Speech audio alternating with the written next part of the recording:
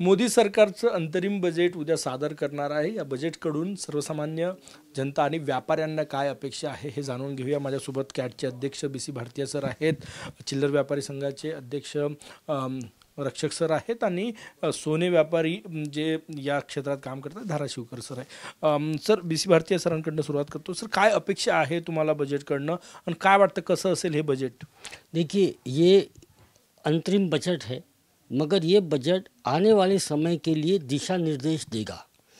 इसके लिए कुछ अपेक्षाएं ज़रूर है, क्योंकि आगे इलेक्शन है तो सरकार के कुछ अनाउंसमेंट बड़े आ सकते हैं, ऐसी अपेक्षा है। आज GST आया है। GST में 2017 से ही कंटिन्यूस सबको नोटिस आ रहे, बड़ी बड़ी डिमांड आ रही। सरकार ने 1500 से ज़्यादा उसमें संशोधन किए। नया कानून था, गलत नहीं है, तो व्यापारी से भी गलती हुई होगी। इनको मौका न देते हुए बहुत बड़ी डिमांड खड़ी करना, ये एक समस्या लोगों के सामने आ रही है। बैंक से ब्याज पे पैसे नहीं मिल रहे, इसमें गलती किसकी है? अगर मुद्रा योजना 10 लाख तक लाए थे, उम्मीद थी इसको 50 लाख ले जाएंगे, वो नहीं गई।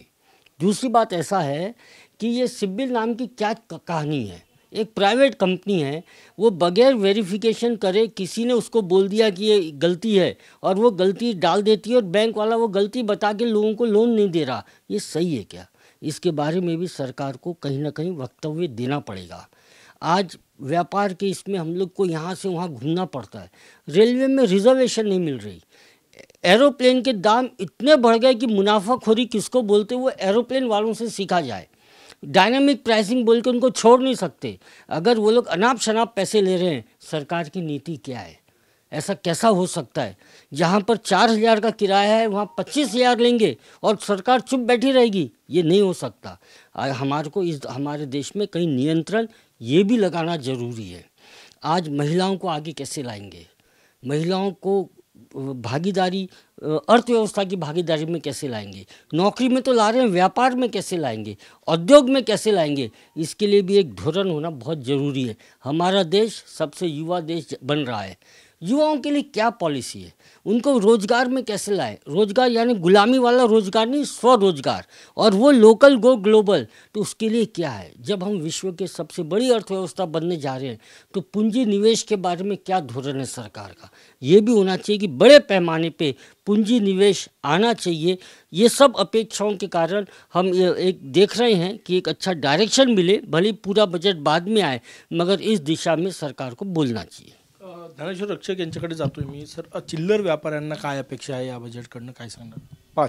चिल्लर व्यापारामध्ये, लहान लहान व्यापारामध्ये सर्वात मोठा रोजगार हा मोठ्या प्रमाणात आहे आणि आज बेरोजगारीचा प्रश्न फार मोठा देशासमोर उभा आहे.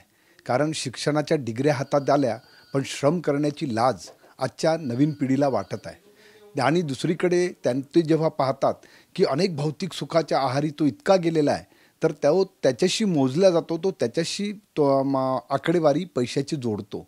त्याच्यामुळे रोजगाराच्या संधी उपलब्ध ज्या ठिकाणी मोठ्या प्रमाणात आहे त्या ठिकाणी त्या रोजगाराला सक्षमता देण्याऐवजी सरकारने काय केलं, मोठमोठ्या मॉलना परमिशन दिली.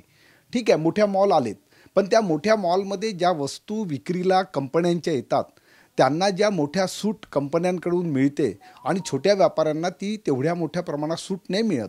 त्याच्यामुळे तो स्पर्धेला कुठेतरी मुकतो आणि ती स्पर्धा कमजोर होत जाते आणि त्याच्यामुळे आम्ही मोठ्या प्रमाणात बेरोजगार होण्याचा आमच्याकडे आता एक मोठा ट्रेंड सुरू झाला आहे. दुसरीकडे काय झालं आहे की सरकार जे GST सारखे कायदे आहेत ते कायदेसुद्धा त्याच्यामध्ये जे किचकट कायदे आहेत त्याच्यामध्ये असं मी एखाद्याकडनं माल खरेदी केला आणि त्यांनी जो तो टॅक्स पे केला नसेल त्याचा दुबार टॅक्स मला द्यायचा आहे, हा कुठला न्याय असावा? या सगळ्या गोष्टी अनेक वर्षांच्या लोकांना वाटतं की आम्ही सुद्धा कुठल्या तरी शासनाचे हे आहोत, मुयंदे आहोत, म्हणजे आम्हाला आमच्यावर शिक्का लागला आहे की आम्ही भाजप धार्जिणे आहोत किंवा अमुक धार्जिणे आहोत. तर शासनाने विचार करायला पाहिजे की या व्यापारी वर्गाला कशाप्रमाणे स्टँड करता येईल, यांचा रोजगार कसा, यांना रोजगाराच्या संधी उपलब्ध करत असताना यांना काय त्रास होतो.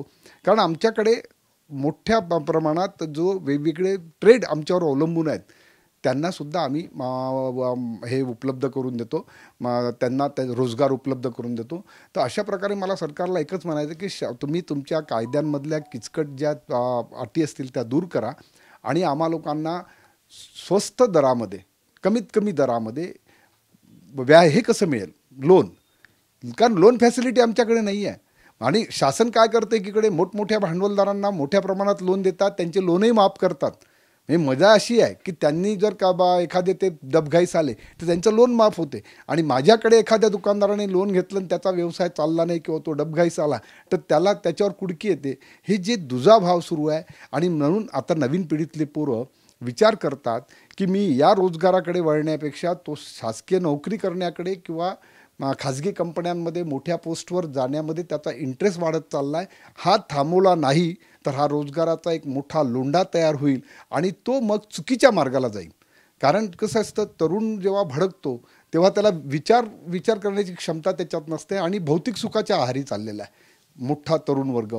त्याच्या अपेक्षा खूप वाढलेल्या आहे. तर त्या अपेक्षांच्या कुठेतरी जर व्यवस्थित हे करायचं असेल तर या बजेटमध्ये अशा प्रकारचे प्राविधान करा की जेणेकरून त्या तरुणांना वाटलं पाहिजे की मी रोजगाराकडे वळलो पाहिजे, स्वयंरोजगाराकडे वळलो पाहिजे. फक्त कागदावर सांगून होत नाही. तर त्याच्यासाठी प्रत्यक्षपणे काय करता येईल याचा विचार सरकारने करावा असं मला वाटतं. तुमची काय अपेक्षा आहे सर या बजेटकडून? या बजेटमध्ये सर्वात मोठी जर अपेक्षा असेल तर जसं गेल्या 15 वर्षामध्ये मोदींनी सबंध जगामध्ये विश्वसनीय स्वतःचं नाव उभं केलं आणि त्याच्यामुळे भारताची प्रतिमासुद्धा फार मोठ्या प्रमाणामध्ये उंचावल्या गेली. तोच प्रामाणिकपणा माझ्या देशातल्या 140 करोड जनतेमध्ये दैनंदिन जीवन जगत असताना कसा येईल ह्या दृष्टिकोनातून बजेटकडे सुद्धा पाहिल्या गेलं पाहिजे. एक अपेक्षा ही ठेवतो की स्त्री घरामध्ये काम करते. आपली कुटुंब व्यवस्था जी आहे त्या कुटुंब व्यवस्थेमध्ये आजही 50% स्त्रियांचा सहभाग हा कुटुंब चालवण्यामध्ये पूर्वीही होता, आजही आहे, कायमस्वरूपी तो राहणारच आहे. तर त्या जो रोजगार करतात परंतु त्याला रोजगार मानल्या जात नाही. तो रोजगार कसा मानला जाईल, म्हणजे ती घरामध्ये स्वयंपाक करते, स्वयंपाक करून घरातल्या प्रत्येक जीवाला पोसते, परंतु त्या पोसण्याच्या मधातून तिला प्रत्यक्षात काय प्राप्त, फक्त एक समाधान सोडलं तर तिला नगदी रूपामध्ये काहीही प्राप्त होत नाही.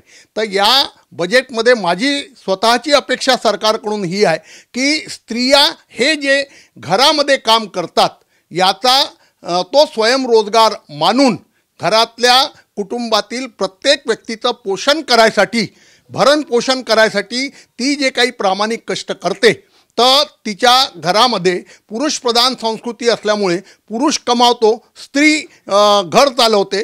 याच्यामध्ये कुठेतरी बदल करून स्त्रीही कमावते, स्त्री जे कार्य करते त्या कार्याचा पुरुषांनी सुद्धा कुठेतरी तिला मोबदला दिला पाहिजे. म्हणजे त्याचं जे उत्पन्न होते त्या उत्पन्नातून स्त्रीला जर ते उत्पन्न ट्रान्सफर केलं गेलं तर तीसुद्धा सक्षम होईल, कुठेतरी आयकर भरण्यासाठी ती पात्र होईल. अशा पद्धतीचं वातावरण पलीकडच्या काळामध्ये निर्माण केलं गेलं पाहिजे.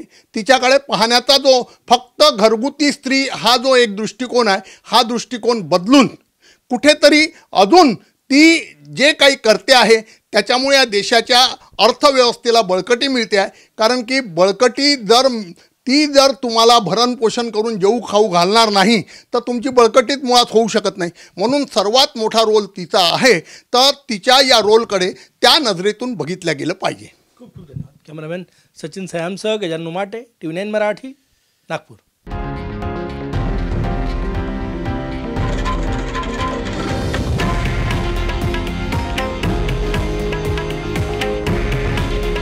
हे आहे देशातील नंबर 1 न्यूज नेटवर्क आणि आपण पाहत आहात TV9 मराठी. काळजी तुमची, हित महाराष्ट्राचं.